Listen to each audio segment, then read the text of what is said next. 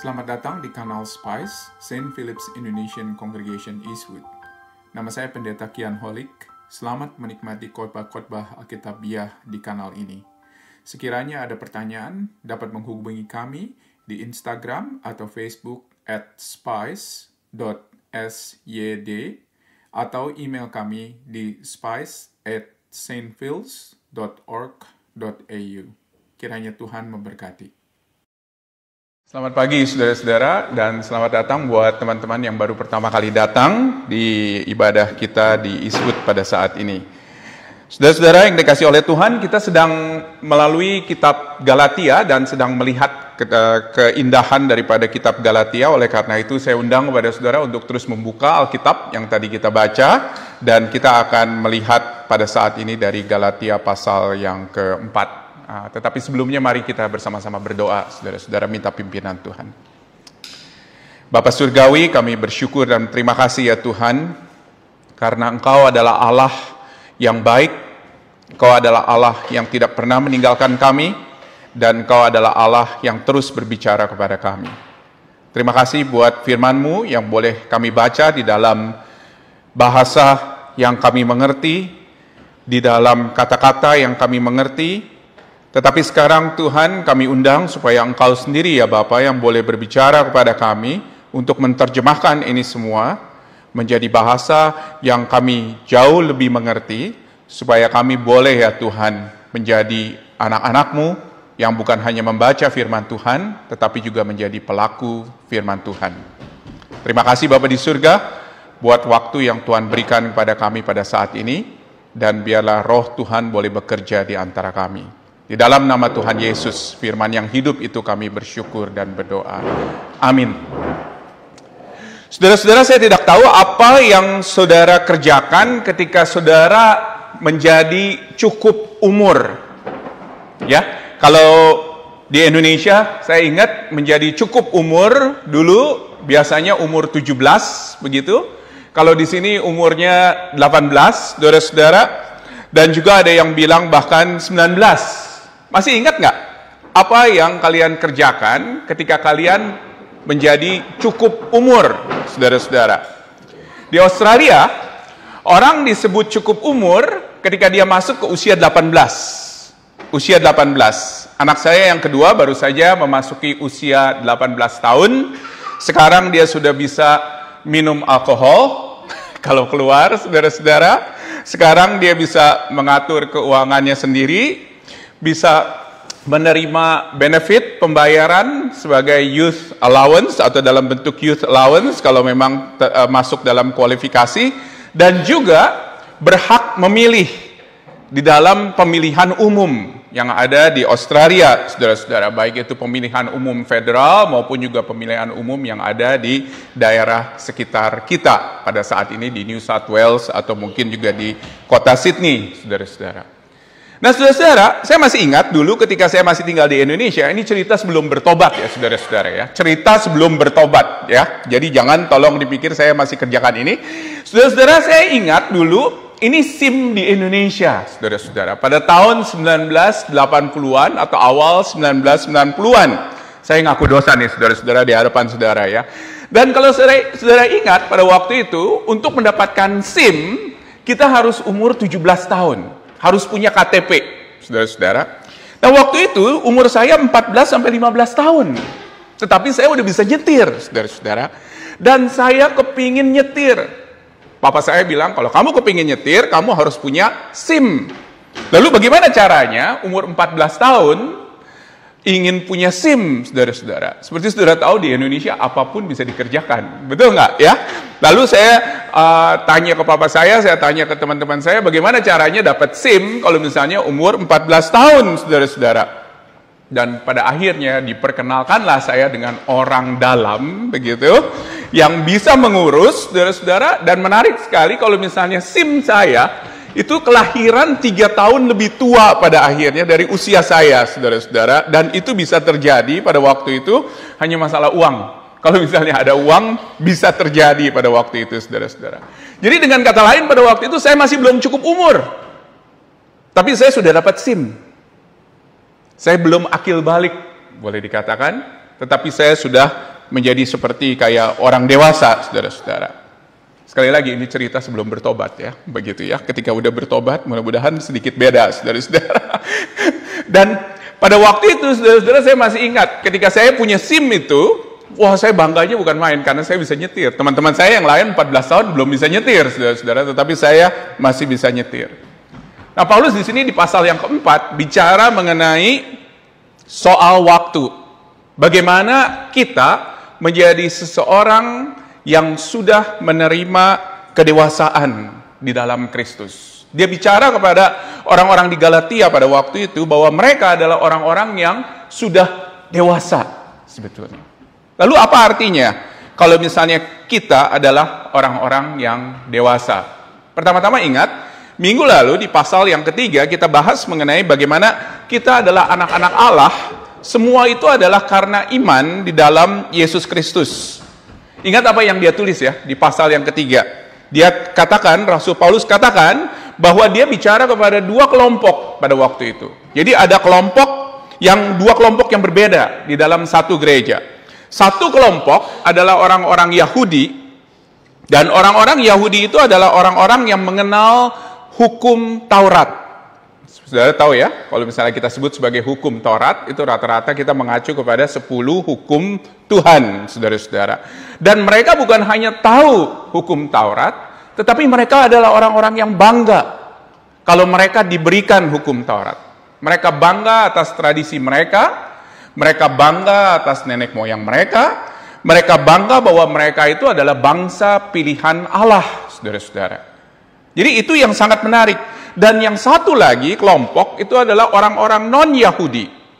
Orang-orang yang tidak punya akses kepada hukum Taurat. Mereka boleh dikatakan tidak memiliki tradisi, mereka tidak memiliki kekayaan akan hukum Taurat. Dan tradisi mereka boleh dikatakan adalah tradisi yang tidak tahu tradisinya apa. Jadi tidak dikenal. Jadi boleh dikatakan mereka ini adalah orang-orang yang tidak punya status, tidak punya hukum Taurat, tidak ada kebanggaan. Nah sekarang masalahnya, dua-duanya datang ke gereja dan dua-duanya beriman kepada Tuhan Yesus Kristus sebagai Tuhan dan Juru Selamat satu-satunya, saudara-saudara. Oleh karena itu Paulus berkata di pasal 3 ayat 26, sebab kamu semua adalah anak-anak Allah karena iman di dalam Yesus Kristus. Jadi apa sebetulnya yang ditulis di sini oleh Rasul Paulus? Yang ditulis adalah sesuatu yang sangat kontroversial, saudara-saudara. Karena apa? Karena dua kelompok ini sekarang menjadi satu. Dan apa yang menyatukan mereka adalah dikatakan di sini karena iman di dalam Yesus Kristus. Jadi dengan kata lain, saudara-saudara, Rasul Paulus berkata apa? Kamu punya tradisi yang berbeda, latar belakang yang berbeda. Tetapi sekarang kamu semua menjadi satu. Karena apa? Semata-mata karena iman di dalam Yesus Kristus. Dan lihat apa yang ditulis oleh Paulus di ayat 28 dan 29. Dalam hal ini dia katakan, tidak ada lagi orang Yahudi atau orang Yunani, tidak ada hamba atau orang merdeka, tidak ada laki-laki atau perempuan, karena kamu semua adalah satu di dalam Kristus Yesus. Dan jikalau kamu adalah milik Kristus, maka kamu adalah keturunan Abraham dan berhak menerima janji Allah. Ini sesuatu yang kontroversial, saudara-saudara. Buat orang Yahudi, ini kontroversial. Karena apa? Karena mereka pikir ternyata janji yang diberikan kepada nenek moyang mereka, pada saat ini juga diberikan kepada orang-orang yang non-Yahudi. Tetapi kepada orang-orang yang non-Yahudi ini pun juga kontroversial. Karena apa? Karena mereka pikir mereka tidak ada status. Mereka adalah warga negara kelas 2. Tetapi sekarang mereka menjadi satu kesatuan karena iman di dalam Kristus Yesus. Jadi ini boleh dikatakan beberapa ayat ini menjadi sebuah rangkuman dari apa yang Paulus tulis, khususnya di dalam kitab Galatia. Dan sulit sekali saudara-saudara untuk menyatukan mereka. Kota Sydney, di slide yang berikutnya, kota Sydney adalah kota yang paling multikultural, saudara-saudara.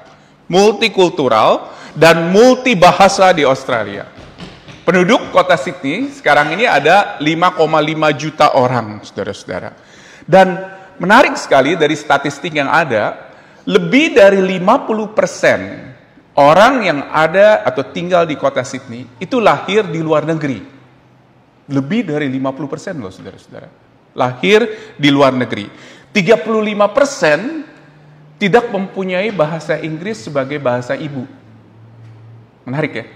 Tidak berbahasa Inggris di rumah mereka. Kebanyakan mereka berbahasa Mandarin, Cantonese, ada yang berbahasa Thai, ada yang berbahasa Spanish, dan juga ada yang berbicara bahasa Indonesia. Dan kita bisa bayangkan saudara-saudara, sulitnya untuk menyatukan kota Sydney. Dengan ragamnya kultur, dengan ragamnya bahasa, saudara-saudara. Oleh karena itu kalau saudara lihat begitu ya, tanda-tanda seringkali di jalan atau tanda-tanda di tempat umum itu dalam berbagai macam bahasa. Karena apa? Karena kenyataannya seperti itu, saudara-saudara. Dan keragaman ini memang tidak sebanding dengan apa yang terjadi di gereja Paulus pada waktu itu, di gereja di Galatia. Tetapi Paulus berbicara keras kepada dua kelompok itu.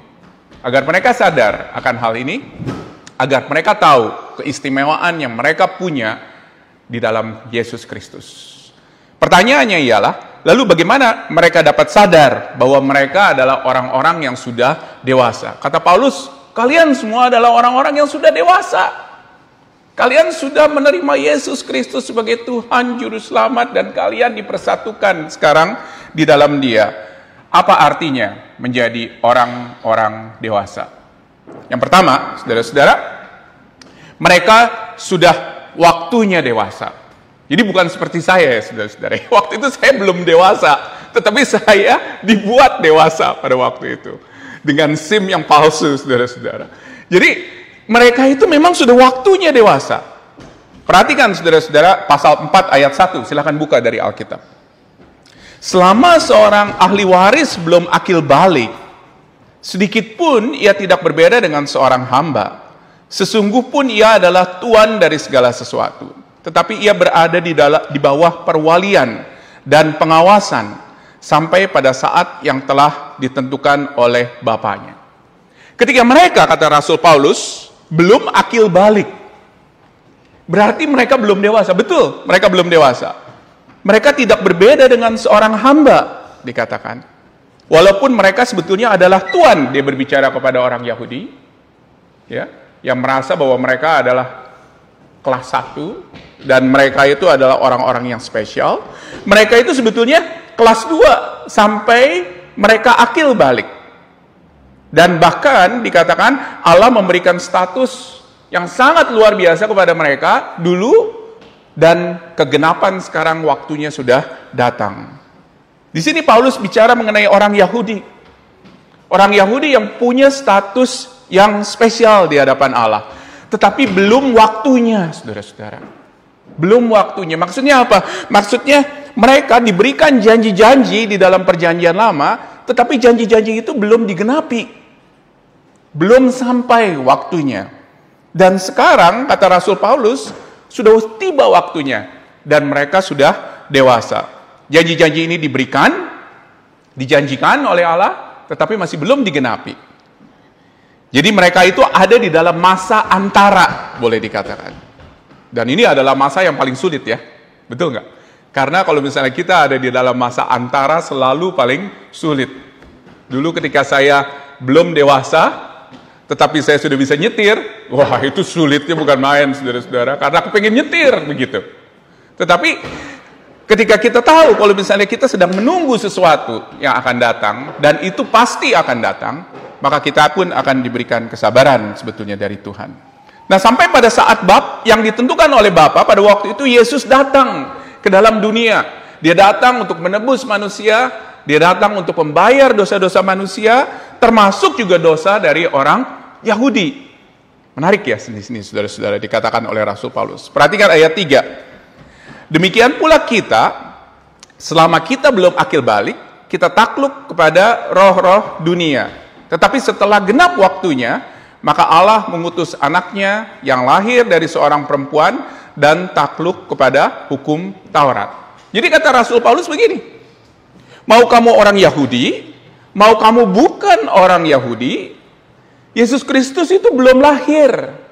Tetapi ketika Yesus Kristus sudah lahir, dan Paulus bicara ini adalah waktu di mana dia mempunyai referensi bahwa Kristus pada waktu itu sudah lahir, maka kita, saudara-saudara, yang takluk kepada roh-roh dunia, orang-orang non-Yahudi maupun orang Yahudi, kita sekarang adalah orang-orang yang sudah dewasa, kata Rasul Paulus. Kita adalah orang-orang yang sudah dewasa. Dan ini penting, saudara-saudara, ketika kita memikirkan apa yang menjadi aplikasi buat kita. Banyak dari kita di sini, kita sudah dibaptis, kita sudah percaya kepada Tuhan Yesus Kristus, kita sudah menjadi Kristen puluhan tahun. Pertanyaannya, saudara-saudara, ialah apa yang membedakan engkau sebelum engkau menjadi Kristen dan sesudah engkau menjadi Kristen? Pernah nggak berpikir pertanyaan itu? Apa yang membedakanmu sebelum engkau mengenal Kristus dan setelah engkau mengenal Kristus? Banyak dari kita yang lahir dari keluarga yang Kristiani, puji Tuhan, saudara-saudara, karena nilai-nilai kekristenan itu diajarkan sejak kecil.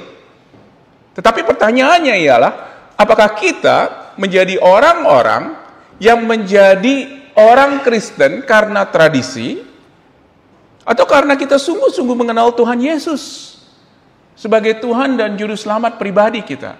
Kita tahu dengan jelas bahwa Dia datang ke dalam dunia, Dia mati di atas kayu salib untuk dosa-dosa saya. Dan bukan untuk dosa orang tua saya yang mengajak saya ke gereja.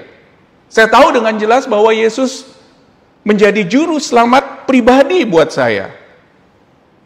Jadi pertanyaannya, saudara-saudara, ialah, apakah engkau adalah seorang yang sudah percaya kepada Tuhan Yesus? Dan apakah sekarang hidupmu di dalam Dia itu berbeda ketika dibandingkan engkau sebelum percaya kepada Dia? Mengerikan ya kalau misalnya kita coba inventory hal itu, saudara-saudara. Kalau tidak berbeda, kalau berbeda puji Tuhan, saudara-saudara. Tetapi kalau tidak berbeda, mungkin kita harus bertanya, lalu apa artinya imanku kepada Yesus Kristus? Apa bedanya aku sebagai seorang pengikut Yesus Kristus? Nah, bagi dua kelompok ini, orang Yahudi maupun orang non-Yahudi, Yesus Kristus sudah lahir dari seorang perempuan, Paulus tulis, dan takluk kepada hukum Taurat. Selalu, saudara-saudara, banyak orang yang bertanya, kenapa sih Yesus harus lahir dari orang Yahudi begitu ya? Kenapa Yesus bukan orang Indonesia? Pernah nggak ada yang tanya seperti itu? Kenapa Yesus bukan orang Indonesia? Kenapa Yesus bukan orang dari Papua begitu loh? Oke? Tetapi pertanyaannya, saudara-saudara, ialah bukan itu. Pertanyaannya ialah bahwa janji Allah sebetulnya sudah diberikan pertama-tama melalui orang Yahudi, dan kemudian setelah itu diwujudkan, digenapkan di dalam Yesus Kristus. Dan Yesus Kristus harus menjadi orang Yahudi. Untuk Dia bisa lahir menjadi penggenapan janji Allah untuk menyelamatkan seluruh isi manusia, saudara-saudara. Dan berita luar biasa ialah bagi kita semua yang berseru di dalam nama Tuhan, seperti yang dikatakan oleh Rasul Paulus di Roma 10 ayat 13, barang siapapun yang berseru dalam nama Tuhan akan diselamatkan.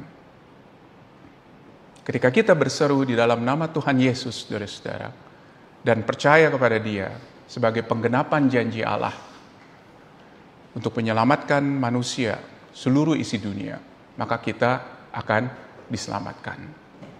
Puji Tuhan, saudara-saudara. Dia nggak bilang harus ada syarat A atau syarat B. Dia nggak bilang harus lahir di mana. Dia tidak bilang, saudara-saudara, warga negaranya harus apa. Tetapi Dia katakan, barang siapa yang percaya atau berseru di dalam nama Tuhan, saudara-saudara, akan diselamatkan. Bagaimana kita berseru di dalam nama Tuhan? Dengan kita percaya bahwa Yesus itu adalah Tuhan Juru Selamat bagi hidupku, dan Dia adalah satu-satunya yang Tuhan sudah utus bagi kita untuk menyelamatkan seluruh isi dunia. Kenapa mereka dewasa? Itu yang pertama, ya, bahwa sudah genap waktunya. Yang kedua, mereka adalah orang-orang yang sudah ditebus. Perhatikan ayat 5, saudara-saudara. Ia diutus, pasal 4 ayat 5, untuk apa? Menebus mereka yang takluk kepada hukum Taurat, supaya kita diterima menjadi anak. Jadi Yesus Kristus itu diutus, dikatakan di sini. diutus secara khusus bagi manusia untuk menyelamatkan kita semua. Manusia yang berdosa, saudara-saudara. Dia datang untuk menebus kita. Dikatakan di sini di ayatnya yang ke-5 yang tadi kita baca. Dia datang untuk menebus kita, saudara-saudara. Apa artinya menebus? Apa artinya menebus? Menebus ialah membayar sesuatu yang sebetulnya adalah miliknya. Kalau dulu, saudara-saudara, sebelum zaman pinjol di Indonesia, begitu ya, kita kalau misalnya mau memperoleh uang tunai, biasanya pergi kemana? Ada yang tahu? Ke Pegadaian, betul. Masih ada, saya yakin Pegadaian sekarang. Dan kita taruh barang berharga kita, misalnya cincin emas, misalnya sertifikat tanah, atau sertifikat rumah. Dan kita, saudara-saudara, dipinjamkan pada waktu itu, uang tunai biasanya, cuma harganya tidak sesuai tentunya dengan apa yang kita jamin, betul nggak? Kalau kita jamin sertifikat rumah, misalnya contohnya rumahnya 200 juta, kita mungkin hanya dapat pinjaman 50 juta. Dan bunganya sangat tinggi biasanya, saudara-saudara. Menarik sekali, saudara-saudara, kalau misalnya kita lihat itu. Dan ketika kita mau menebus itu, maka kita harus membayar biasanya lebih dari 50 juta, karena ada bunganya ya, betul ya, untuk menebus itu. Kita adalah orang-orang, saudara-saudara, yang menjadi jaminan karena kita sebelum menerima Kristus menghambakan diri kepada setan. Dan kita ditawan pada waktu itu. Seperti jaminan itu ditawan oleh kantor Pegadaian. Kita terbelenggu, kita terpenjara pada waktu itu. Dan apa yang Yesus lakukan? Yesus lakukan ialah dia datang untuk menebus kita. Jadi Allah mengasihi kita, dan dia mengutus Yesus Kristus untuk menebus kita, untuk membeli kita kembali. Salahnya siapa, saudara? Salahnya kita. Tetapi kita tahu bahwa Allah begitu kasih kepada kita, dia mengasihi dunia dan seluruh isinya, dan dia mengirimkan Yesus Kristus untuk menebus dosa-dosa kita, untuk membayar kita kembali, saudara-saudara. Dan saudara, kita dibayar ini bukan dengan barang yang murahan. Kita ditebus dengan harga yang sangat mahal, saudara-saudara. Dengan harga yang sangat mahal. Beberapa dekade yang lalu, saudara-saudara, di Amerika, ada satu orang diculik. Para penculik pada waktu itu minta tebusan 100.000 US dollar. Ya, cukup tinggi, saudara-saudara, 1 miliar lebih. 1,6 miliar mungkin. Mereka minta kepada keluarga, dan pada akhirnya, saudara-saudara, drama penculikan ini berakhir, case-nya close, dan orangnya dibebaskan, happy ending, saudara-saudara. Nah, setelah yang diculik kembali ke rumahnya, dia tanya ke istrinya, bagaimana caranya kamu bebaskan saya? Begitu loh, uang dari mana kita? Kita nggak punya uang 100.000 US dollar katanya pada waktu itu. Kemudian istrinya bilang apa, saudara-saudara? Aku nego, mas, sama penculiknya. Hah? Kamu nego sama penculiknya? Serius? Aku nego sama penculiknya. Penculiknya bilang 100.000. Terus aku bilang apa, kata istrinya? Masa orang yang udah tua kayak begini, loyo, udah 50 lebih, kamu hargain 100.000 US dollar sih, katanya. Masa begitu? Dan akhirnya apa, saudara? Nego. Akhirnya ditebus hanya dengan 35.000, saudara. Wah, suaminya ketika dengar hal itu, saudara, marah sekali dia. Karena apa? Kamu berani nego buat jiwaku, begitu loh. Serius? Kamu berani nego? Dan ternyata dia baru tahu kalau harga jiwanya hanya 35.000 US dollar, saudara-saudara. Sedih nggak, saudara-saudara, kalau misalnya kita tahu bahwa harga kita itu murahan di hadapan Allah. Sedih, saudara-saudara. Tetapi harga kita mahal di hadapan Allah. Allah mengirimkan anaknya satu-satunya. Ini bukan banyak anak loh, satu-satunya. Datang ke dalam dunia untuk menyelamatkan kita. Kita adalah orang-orang yang sudah ditebus, saudara-saudara, dengan harga yang sangat mahal. Pertanyaan saya pada saat ini ialah, lalu apa yang kita lakukan di dalam hidup kita? Ketika kita sadar bahwa kita adalah orang-orang yang sudah ditebus dengan harga yang mahal, saudara-saudara. Dan yang luar biasa, perhatikan di ayatnya yang kelima, kita menjadi anak, dan kita bukan hanya ditebus, tapi kita dapat memanggil dia Bapa. Perhatikan, ayat 6, dan karena kamu adalah anak, maka Allah menyuruh roh anaknya ke dalam hati kita, yang dapat berseru kepada Bapa sebagai Bapa. Rata-rata di sini panggil saya kok, begitu ya, atau pastor. Gak ada yang panggil saya papa ya. Creepy, saudara-saudara, kalau saudara panggil saya papa. Yang bisa panggil saya papa, itu adalah anak-anak saya, dan kadang-kadang Cilisa panggil papa juga. Karena spesial. Karena spesial. Kita semua adalah orang-orang yang spesial. Kita telah ditebus dengan harga yang mahal, kan kita diberikan akses langsung kepada Bapa untuk memanggil dia Bapa. Yang ketiga, kenapa kita adalah orang-orang yang harus bersyukur kepada Tuhan? Karena kita adalah ahli waris. Ayat 7. Jadi kamu bukan lagi hamba, melainkan anak. Jikalau kamu adalah anak, maka kamu juga adalah ahli waris oleh Allah. Jadi bukan hanya kita diadopsi, saudara-saudara, tetapi kita diadopsi menjadi anak. Resmi, saudara-saudara. Ditebus, diselamatkan, kita adalah ahli waris yang sah. Resmi. Ada suratnya, saudara-saudara. Ada suratnya. Dan ini kita perlu tahu dengan jelas. Kepastian, keselamatan di dalam Yesus Kristus. Karena apa? Karena terus terang banyak orang yang tidak yakin akan keselamatannya. Apalagi ketika melakukan hal-hal yang berdosa dan mereka pikir itu adalah dosa yang sangat besar. Sehingga ketika datang ke gereja pun lama-kelamaan menjadi malas, menjadi enggan. Karena apa? Karena merasa tidak layak untuk datang ke gereja. Kita adalah orang-orang yang sudah diselamatkan. Kita adalah ahli waris. Kita punya legalitas. Kita punya surat hukum, saudara-saudara. Dan itu adalah sesuatu yang harus kita ketahui sebagai pengikut Kristus. Artinya apa? Artinya ialah bahwa kita ada kepastian untuk datang ke hadirat Allah, ke takhta Allah, tanpa kita harus ragu, tanpa kita harus takut.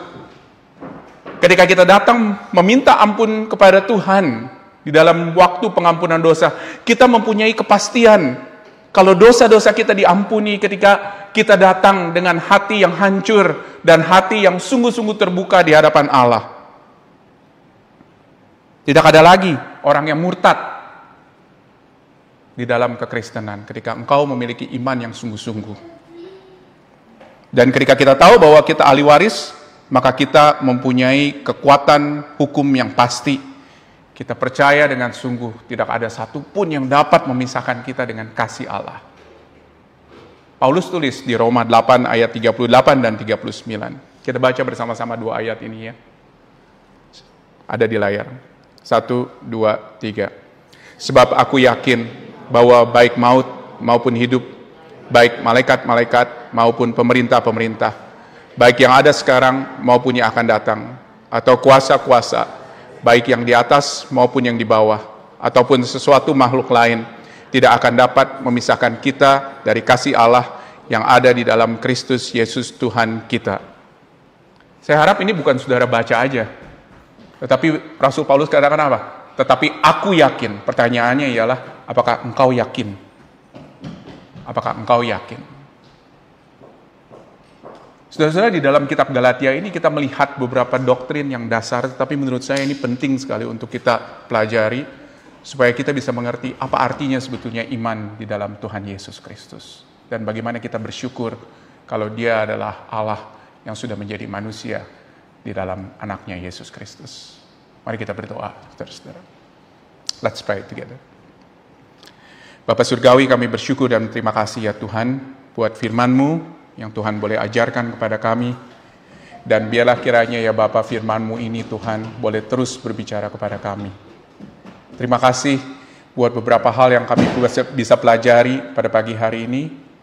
Terima kasih ya Tuhan buat Tuhan Yesus yang sudah datang menebus, membayar dosa-dosa kami. Dan waktunya telah tiba ketika Dia datang untuk menyelamatkan kami. Tuhan tolong buat kami Tuhan, boleh saja menjadi bukan hanya pembaca-pembaca firman Tuhan, tetapi pelaku-pelaku firman Tuhan yang boleh mengerti firman Tuhan dan mengimaninya dan hidup di dalamnya. Di dalam nama Yesus, firman yang hidup itu kami bersyukur dan berdoa. Amin.